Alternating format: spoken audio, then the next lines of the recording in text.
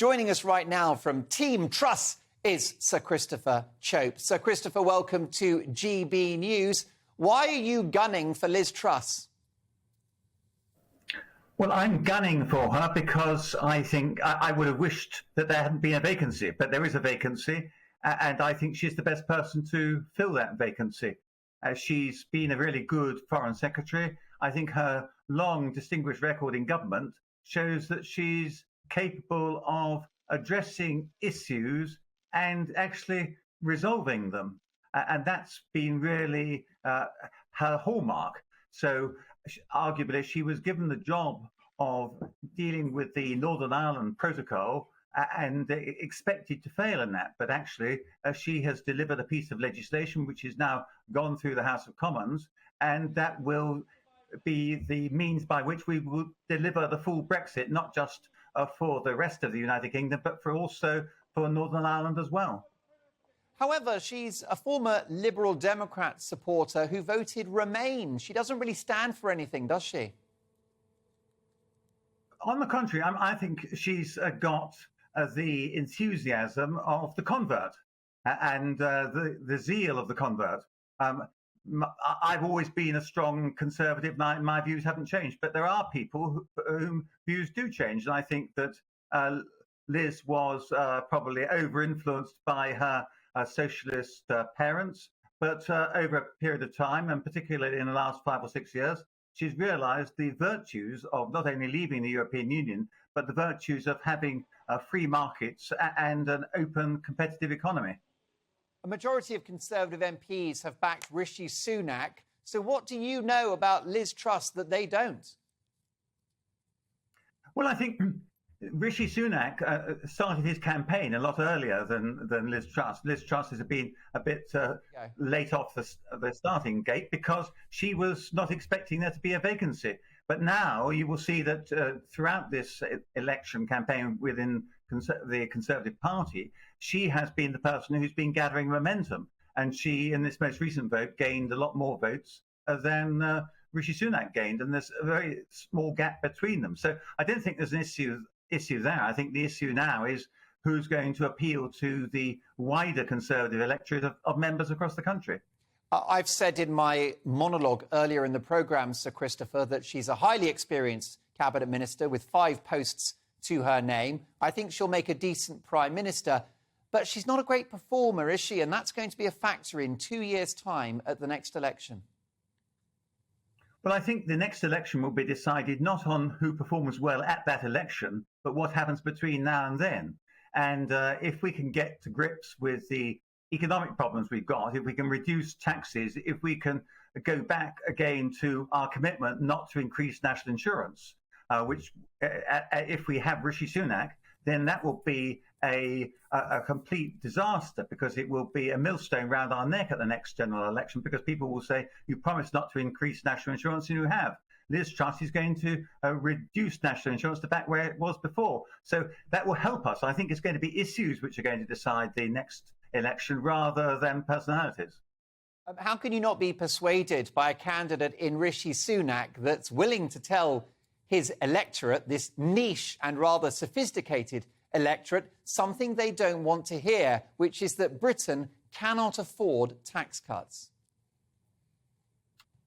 Well, I have to say, Mark, that this is totally at odds with what Rishi told me and a group of Conservative MPs who went to see him at the time of this spring budget, because he told us that he was on our side in arguing for tax cuts and cuts in public expenditure, but that he was being held back because he didn't have the support which he wanted from other Conservative MPs and people in the government. So he was saying to us that he actually believed in lower taxes and lower public expenditure. Now he's saying it's a virtue not to have lower taxes and lower public expenditure. So I don't really understand what it's all about.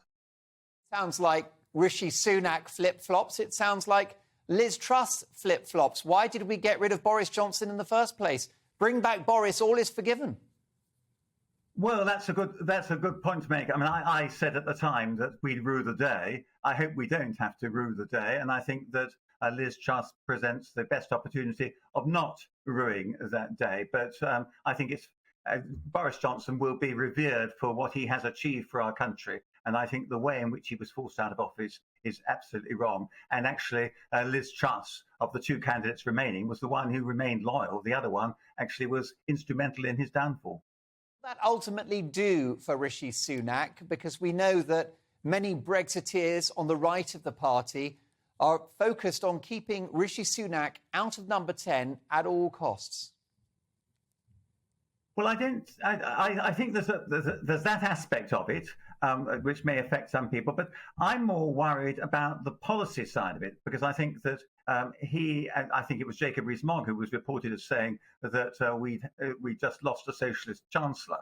Well, and Sunak's people have tried to accuse Liz Truss of being a socialist. But I think that we can't have high taxes and high public spending and increasing borrowing. Those are the hallmarks of a socialist rather than a conservative. But I think there's also another issue here, and that is that at the next general election, we're going to be up against a Labour Party whose leader will make a lot of the fact that Rishi Sunak was fined for breaching COVID laws.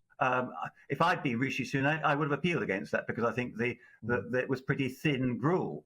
But he didn't appeal against it, and I think that will be there, and he can't argue against it, and I'm afraid that will be used against him at the next election.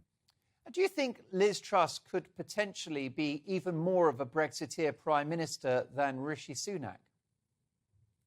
Oh, absolutely. I think that, as I say, she's a more recent convert, but she has shown in the way she's dealt with the Northern Ireland issue that she's determined to solve this intractable problem. And she spent a lot of time patiently trying to negotiate with the European Union on this. And then she discovered that really they weren't interested in negotiating. And so she's called their bluff and said, well, we've got to get on with it. And she's brought forward legislation which has now gone through the House of Commons. If it gets held up in the House of Lords, then ultimately it could be the subject of a Parliament Act, and this time next year, and so we could get it in place. But that's a backstop. In the meantime, I hope, and I'm sure she does, that the European Union will see the force of actually amending the current arrangements so that the problems in Northern Ireland can be resolved. Do you shed a tear for Penny Mordaunt, who was eliminated today? Well, I shed a tear for all my colleagues who put their head above the parapet and in this leadership race. I also shed a tear for Boris Johnson, frankly. But I think what this race has shown is that under Boris, a lot of talented people were given ministerial jobs. And I think we've seen in Suella, we've seen in Kemi, and probably in Penny as well, people who have got a great talent, and I hope that those talents are going to be utilised by the next Prime Minister. Final thought, Sir Christopher. Which of these two candidates would be the least keen on locking the country down in the future on the occasion of an extra wave, a new wave of COVID or a new variant of COVID? One of the reasons why I'm minded to support Rishi Sunak is that the Mail on Sunday reported at the end of January that it was actually Chancellor Rishi Sunak, Lord Frost and Jacob Rees-Mogg who cornered the Prime Minister in December and talked him out of cancelling Christmas. Well, I'm obviously not privy to all these discussions, but my understanding was, and I was voting against all the lockdowns after the first one, which I thought was justified on the basis of the threat to the NHS, but all subsequent ones I voted against and argued against. And I was told at the time that Liz Truss was actually very much on the side of those of us who thought we were going over the top in restricting people's freedom. So, Mark, I wouldn't buy into that. I think, actually, if you look at their records, I think this is probably more instinctively on the side of freedom rather than Rishi. But maybe there isn't that much to choose between them. So how close is it, do you think, Sir Christopher? We will be presented with our next Prime Minister in September. Is it Liz Truss's to lose? Well, I don't think anybody can say that. I think it's going to be a good contest, and at least there is going to be a contest. And I think the worst fear I had was that at this stage, one of the last two candidates will pull out and say we're going to have a coronation. I'm glad that's not going to happen, and I think it's healthy for our democracy, healthy for the Conservative Party, that these two candidates will be tested across the country over the next few weeks.